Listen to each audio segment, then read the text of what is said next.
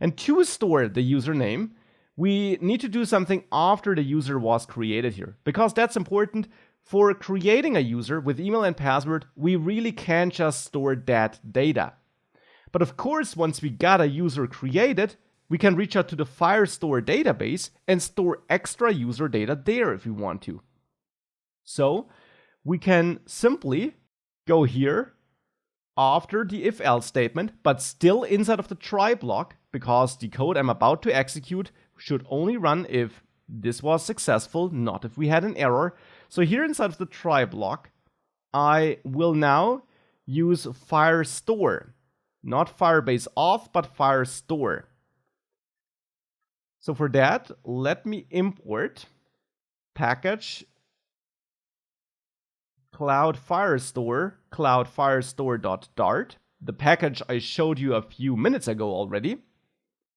And then after logging in or after signing up, I want to use firestore.instance to store extra user data. And actually not after logging in or signing up, but only after signing up. So let's move this into the else block. This should only run if we signed up, not if we did log in.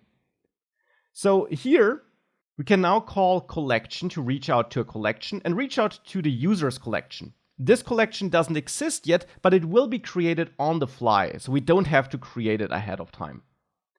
And there we can target a specific document. And I want to create a document which uses the ID of my user as an ID. Normally, if you add a document with the add method, a new ID is generated dynamically. I don't want that here. I want to use an existing ID. I want to use my existing user ID as an ID in this user's collection. And you can do that by using the document method and then by passing the ID you want to use as an argument to this method. And here that's authResult.user.uid. So this authResult object here has a user object, which then has a UID field, which is that user ID that was generated for the user by Firebase. And on this document, we can then call setData to store extra data for that document. This is just the identifier of the document. Here comes the extra data. Now, as mentioned before, the extra data you store in a document is a map here in Flutter, and you can have any key value pairs you want. So I'll add the username key, and the value is username, so the value stored here in this argument. And I will also store the email again, just to have it there in this document as well. And with that, we're adding a new user to the new users collection when we sign up a new user. So we simply manage this extra user data here on our own. Now setData returns a future, so we can also await this here to then, for example, clear some loading indicator if we had one, or do whatever we want to do once we're done with that. Before we manage any loading indicator, let me, however, save this and actually delete this user account here, just so that I can reuse this email address. And then I'll click sign up again here. Now, if we refresh, this user will be recreated. But now if we go to database, we'll see a new users collection here.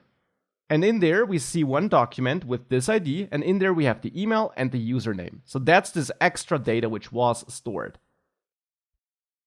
And now with that, just to finish up this authentication process, I think it would be a bit nicer if this sign up button would be replaced with a loading spinner, or maybe both buttons would be replaced with a loading spinner whilst we're waiting for a result.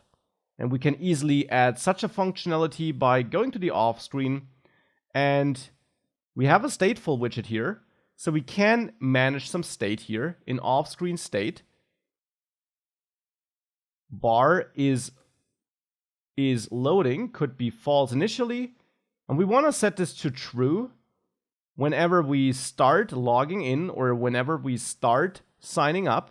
So I'll set state here at the beginning of the try block and set is loading equal to true.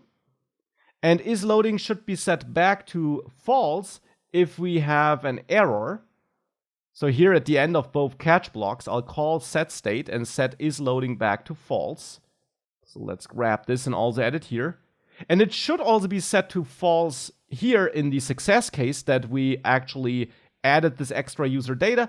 But we don't need to do this here because we'll soon navigate the user somewhere else anyways. So we don't have to do that here. Now, one thing we of course do have to do is we have to utilize this isLoading state. So here to auth form, I'll actually pass isLoading.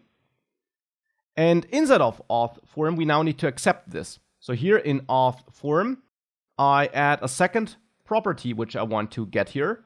Boolean isLoading, which is set through the constructor like this. And then in our widget tree, which is being rendered, here we can replace the raised button and the flat button with a loading indicator.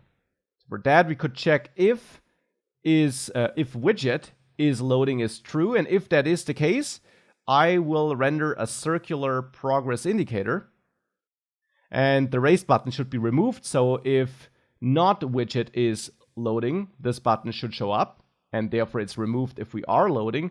And I apply the same logic to the flat button here. So the two buttons are only showing if we're not loading. If we are loading, I show the circular progress indicator instead. So if I save this and click on sign up, you see the loading spinner, and then here I get an error because I already used this email address, but you see that the loading spinner works, and that's great. So with that out of the way, we got that working, we got the extra data stored. Now let's make sure that we actually move the user to the chat screen if we are authenticated.